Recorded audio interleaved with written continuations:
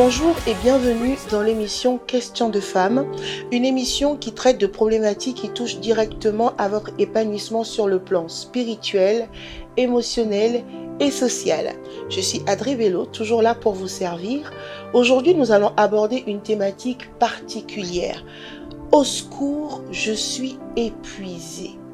Et pour développer cette thématique, j'ai sur ce plateau la servante de Dieu, Alix Ovaga, qui va justement développer avec nous, partager avec nous, nous édifier autour de cette thématique puissante. Bonjour Maman Alix. Bonjour Maman Adri. Encore une fois, c'est toujours un plaisir de vous recevoir sur ce plateau et toujours un honneur pour nous de bénéficier de la grâce qui coule dans votre vie. Alors, pour ceux qui ne connaissent pas Maman Alix, je vais lui laisser justement quelques minutes pour se présenter. Ensuite, nous allons embrayer sur notre thème. Maman Alix. Bonjour, je suis maman Alix Ovaga, épouse du pasteur Ange Didier Ovaga. Je suis mère de 4 enfants. Professionnellement, je suis manager dans les télécoms. En dehors de ça, je suis coach vie. J'enrôle aussi les chrétiens de tout horizon dans une formation, une relation de qualité avec le Seigneur. Succinctement, je pense que c'est ça que je pouvais dire. En tout cas, ce qui est sûr, c'est que Maman Alix est multipotentielle et nous pouvons voir dans les différents domaines, dans les différentes sphères dans lesquelles elle opère, combien elle est en bénédiction à un grand nombre. Aujourd'hui, Maman Alix, nous avons une thématique particulière. Au secours, je suis épuisée. Qu'est-ce que ce thème déjà vous évoque? Ça m'évoque une personne en détresse, une personne qui est à bout, qui n'a plus d'appui, qui n'a plus de repères, qui est complètement perdue et qui a besoin vraiment d'une assistance réelle. Et je pense que pour ce genre de personnes, si on n'intervient pas à temps, facilement on peut se retrouver avec une catégorie de personnes qui peuvent noyer dans le suicide ou qui peuvent voir leur santé se détériorer, avoir une mort précoce, faire un AVC ou bien commencer à avoir des ulcères d'estomac, des crises de tension, des arrêts cardiaques. Donc je pense que ce thème-là, il est très parlant parce qu'il est aussi d'actualité. Il y a beaucoup de personnes, et comme nous parlons de femmes, qui sont totalement épuisées, d'où aujourd'hui on voit la floraison de plusieurs divorces parce que les femmes qui étaient dites sages, qui devaient bâtir leur maison, sont à bout de force. Est-ce qu'on peut rebondir sur ça? Parce que la femme sage bâtit sa maison et je pense que c'est un verset qui est devenu une écharde, un poids pour plusieurs femmes parce qu'elles voient sur elles la responsabilité et la charge de devoir maintenir l'équilibre de leur maison. Alors pourquoi est-ce que ce verset est-ce qu'il a été mal compris? Est-ce qu'aujourd'hui, on est en train de subir les répercussions d'un épuisement? En fait, il y a un épuisement réel, un épuisement émotionnel au niveau des femmes parce que c'est trop lourd à porter tout ça. Il y a l'épuisement émotionnel, psychologique, je dirais même psychique. Les gens sont en train de vivre des choses et puis ils les broient intérieurement. Il y en a d'autres qui sont carrément dans l'illusion. Donc devant les gens, c'est des fausses apparences, ils font croire que tout va bien. Et là, c'est encore plus difficile. Il y en a d'autres personnes qui poussent le cri de détresse parce qu'elles n'ont personne auprès de qui se confier. Personne auprès de qui se confier. Lorsqu'on regarde un petit peu comment nos mamans nous ont formés, c'est la femme dans la maison, elle doit garder le secret. Elle doit garder le foyer. Elle ne doit pas exposer la nudité de son mari. La femme dans la maison, elle doit toujours faire en sorte que l'homme ait raison. Donc même quand elle subit des choses difficiles, quand elle sort, personne ne doit être au courant. C'est en cela qu'on la décrit comme une femme sage.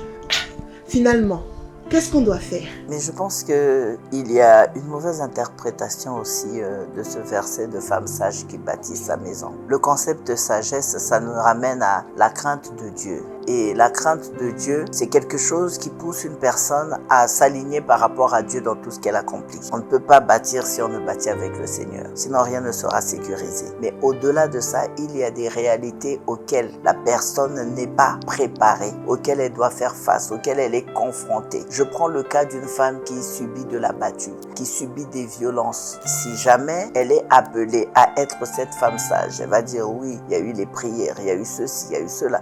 Je me mets en termes d'empathie dans la peau d'une femme qui va nous suivre, qui a un mari ivrogne, qui a un mari violent, un mari qui ne la considère pas, qui la méprise, qui est dans un foyer mais où elle est véritablement humiliée et elle n'est pas peut-être à 2 ans de ça mais parfois 10, 15 ans et puis elle reste là parce qu'elle est comme à bout et sans force et elle n'a personne auprès de qui elle pourra aller se confier. Et dans cet épuisement-là, je me dis que pour ces genres de personnes-là, on pourrait facilement dire, non, la sœur n'a pas assez intercédé, elle n'a pas assez prié. Si elle aurait prié pour son foyer, Dieu allait étendre sa main. C'est comme si tout l'effort doit être centralisé sur la femme. C'est vrai que c'est une aide semblable, mais même lorsqu'un secouriste doit venir apporter du secours, il faut qu'il soit allégé.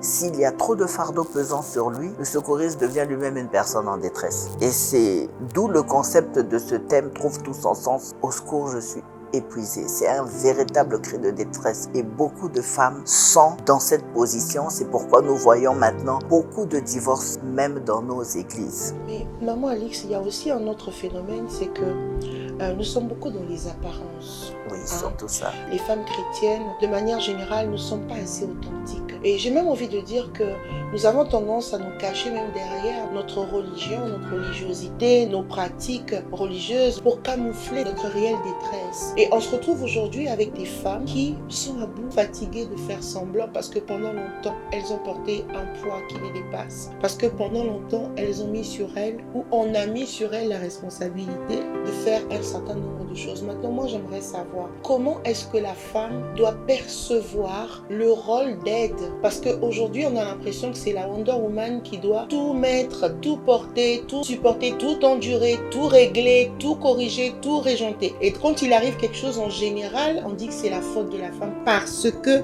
c'est la femme sage qui bâtit. Alors comment est-ce que la femme doit concevoir ce rôle d'aide sans tomber dans cet épuisement émotionnel?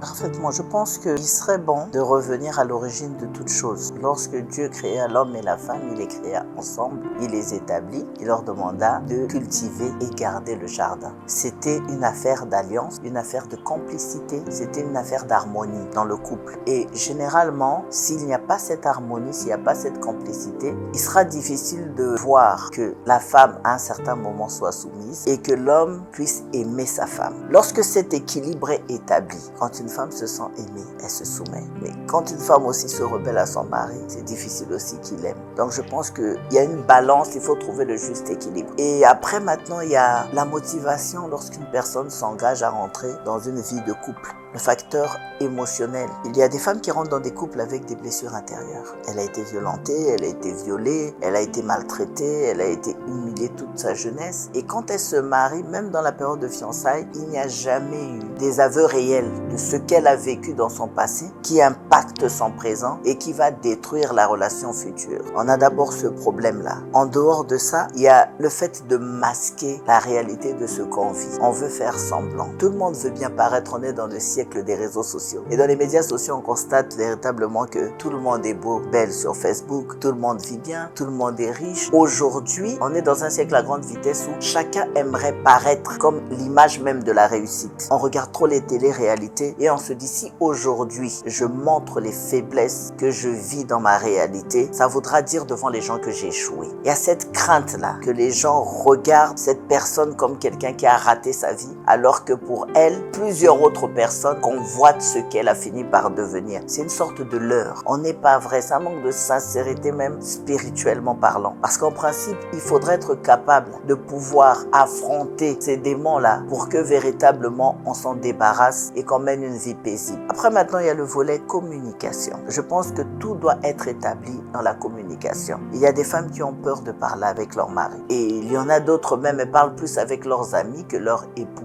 Elle est mariée, mais pas véritablement mariée à son mari. Il y en a d'autres encore pires. Elle se confie pas à son mari, elle se confie à son pasteur. Ah oui, ça aussi c'est un autre cas. Elle se sent plus rassurée en présence de son pasteur, chose qui n'est pas mauvaise. C'est un père, oui, c'est vrai. Mais en réalité, la vie qu'elle mène et qu'elle a pu la mener, le parcours qu'elle a, c'est en alliance avec son mari. Il faut établir le dialogue. Et moi, souvent, j'aime dire que la période de fiançailles, c'est comme une période touristique. C'est un visa touristique. C'est là où on apprend à se découvrir. Et tout le monde cherche à montrer le bon côté de sa personnalité. En général, parce qu'on est encore en campagne. Mais après, la première année où les gens rentrent en mariage, généralement, je dis qu'il faut les laisser rester ensemble pour qu'ils se découvrent. Et là, il y a généralement confrontation des caractères, il y a des clashs. Les gens découvrent et puis ils regrettent. Bon, après, ils s'habituent. Mais si ils ne retrouvent pas un équilibre pour repartir sur le fondement de l'amour et commencer une vie ensemble, ils vont subir ce qu'on a vu lors du Covid. Je crois qu'en Chine, il y a eu plein de divorces, ils ont battu les records du monde parce que les gens habitaient ensemble mais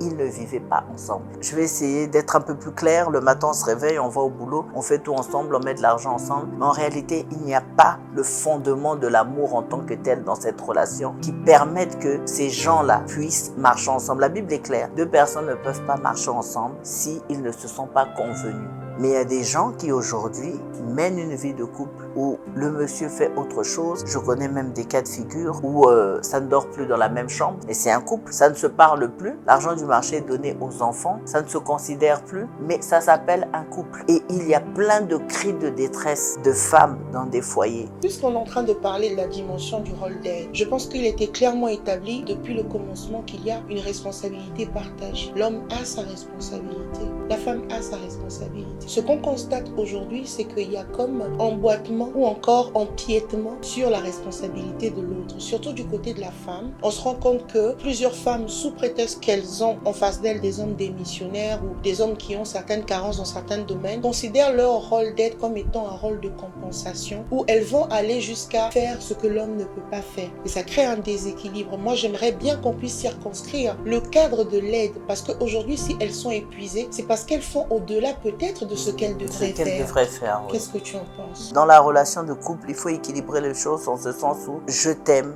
tu m'aimes, on s'aime, je t'aide, je te comprends, tu me comprends. Aujourd'hui, je prends par exemple la responsabilité d'une femme dans un foyer. Nous sommes des femmes mariées. Surtout quand vous êtes dans le ministère, vous avez la charge ministérielle. Vous devez être une bonne épouse, vous devez être une bonne maman, vous devez être un bon agent dans votre lieu de service si vous travaillez, vous devez être une bonne maman pasteur et puis vous gérez beaucoup de gens en dehors de ça. Vous devez être une bonne belle-fille. Déjà, quand maman Alix te dit « Vous devez être une bonne épouse, vous devez être une bonne belle-fille, vous devez être une bonne femme de Dieu. » Ça, c'est un peu les exigences de la société. Merci. Quoi. Parce que moi, quand j'entends « vous devez », je me dis « mais je le dois à qui ?» Parce que c'est justement ces exigences-là c'est ce dont on s'attend de vous. Voilà. Et c'est ça, justement, la charge mentale. Parce que vous devez, là, je pense que c'est dans ça que la femme s'emprisonne aussi. Parce qu'elle se dit, bon, face à ma belle famille, attention, je me dois d'eux, je dois. C'est vrai que... Et après, à côté de tout ça, excuse-moi sans te couper, ce qui couronne le tout, le témoignage. Il y a la pression aussi ecclésiastique. On te regarde, on dit, est-ce que c'est une bonne femme? Regarde ses enfants, est-ce qu'ils sont propres? Est-ce qu'ils s'en occupent bien? Est-ce qu'ils sont intelligents à l'école? Mais regarde son mari, est-ce que ce qu'il a porté là, c'est bon? Donc, on voit un peu tous les contours et le fait reposer sur l'épaule de la femme.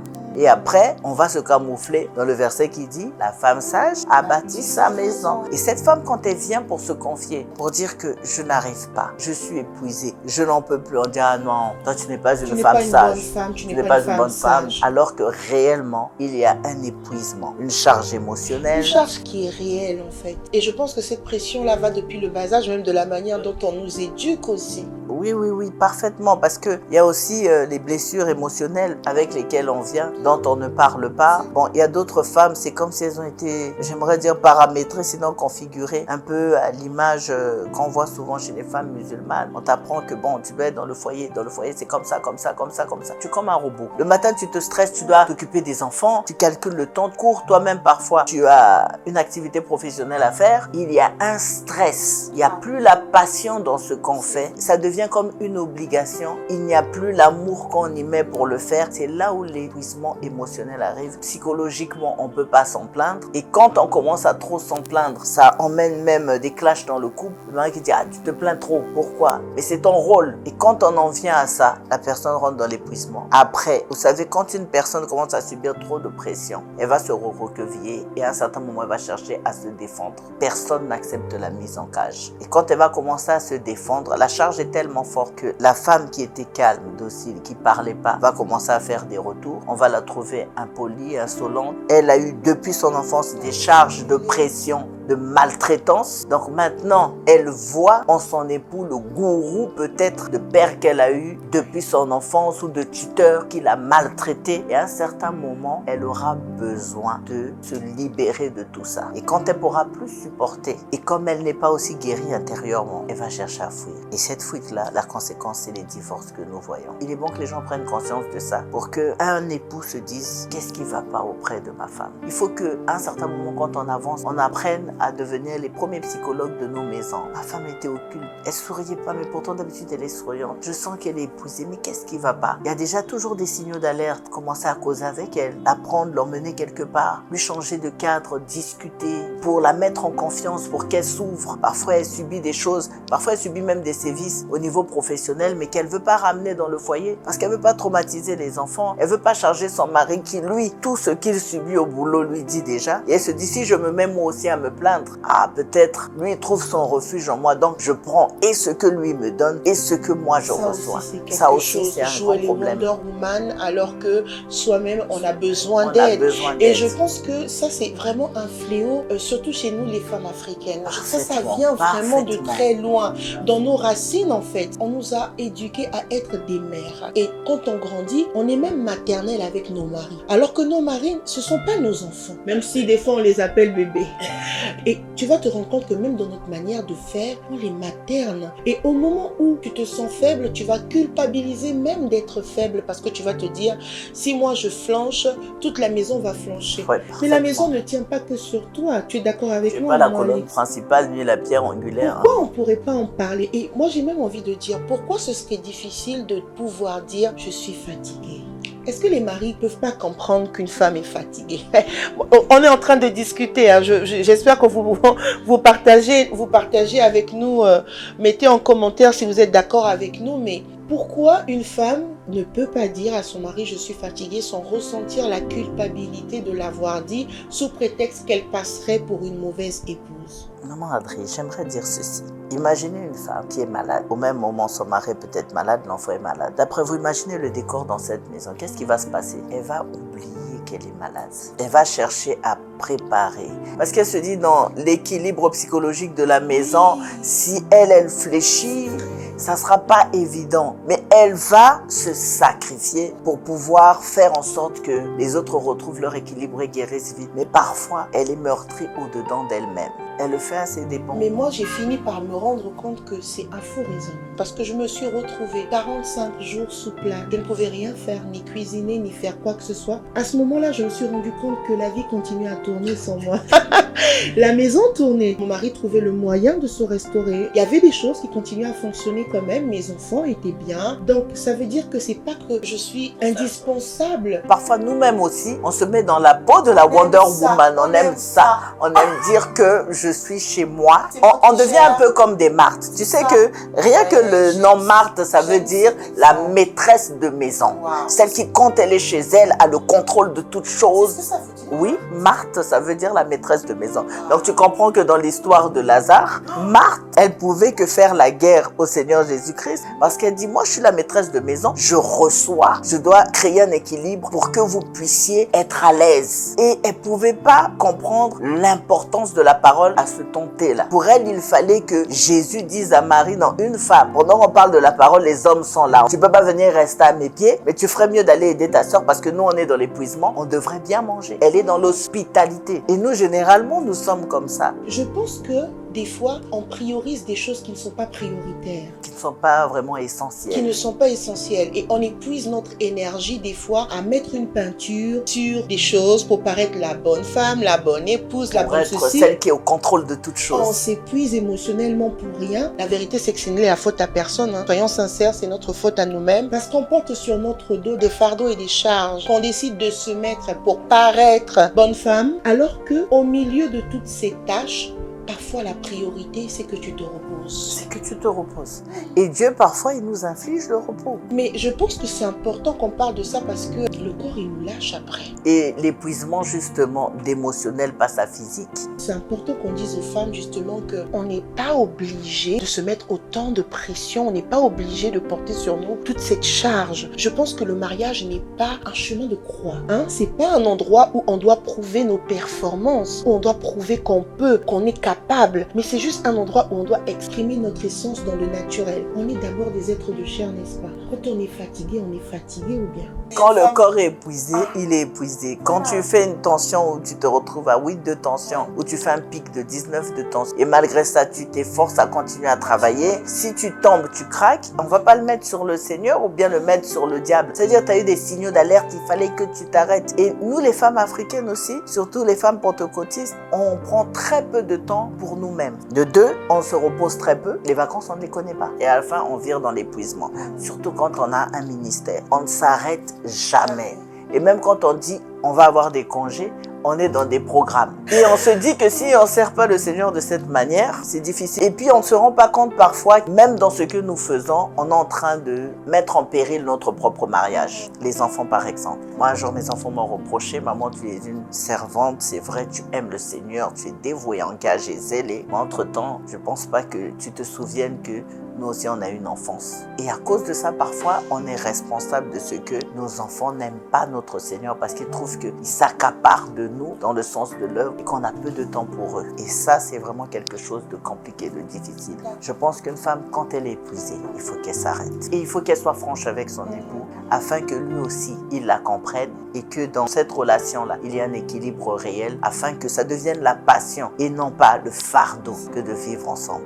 Amen. C'était tellement profond. J'espère que ça vous a béni ce que nous avons partagé autour de cette thématique. On a parlé justement de la charge mentale et émotionnelle qui pouvait être attachée aux femmes dans leur fonctionnement au quotidien. La femme a tellement de choses à faire, il y a tellement de poids sur elle. Tu es peut-être une femme, tu es là, tu nous suis et tu es en même temps une mère, une épouse, une femme d'affaires, entrepreneur, servante de Dieu. Tu fais plusieurs choses en même temps et mine de rien, on ne se rend pas compte mais ça pèse sur nous. Mais ici, alors que nous avons échangé avec la servante de Dieu, nous nous sommes rendus compte que cette charge mentale, de manière générale, on dit qu'elle nous est imposée. La vérité, c'est qu'on peut nous imposer des choses, mais nous avons encore le choix de ne pas l'accepter. Le plus difficile, c'est quand nous nous imposons à nous-mêmes des charges que nous ne devons même pas porter. Tu n'es pas obligé d'être parfaite, tu n'es pas obligé d'être Wonder Woman, tu as le droit de t'arrêter, tu as le droit de dire je suis fatiguée, tu as le droit de pousser un cri de cœur comme notre thématique le dit, au secours, je suis épuisée. Et je vais donner le mot de la fin pour maman Alix. J'aimerais dire à une femme qui nous regarde aujourd'hui, avec le Seigneur, c'est vrai, il nous donne des capacités extraordinaires. C'est vrai que nous ne pouvons rien de nous-mêmes, mais par son esprit, on peut faire beaucoup de choses. Ça, c'est un état de fait. Mais il faut aussi avoir la capacité de discuter avec nos conjoints, leur faire comprendre quand ça ne va pas, quand ça ne marche pas. C'est quelqu'un qui t'aime, quelqu'un qui partage une vie avec toi, qui te comprend, qui peut voir ton épuisement, qui peut comprendre que ça ne marche pas pour toi et qui peut t'aider justement pour ce relèvement afin que votre couple ne prenne pas un coup et que vous continuez à faire votre marche ensemble. Amen, amen, amen.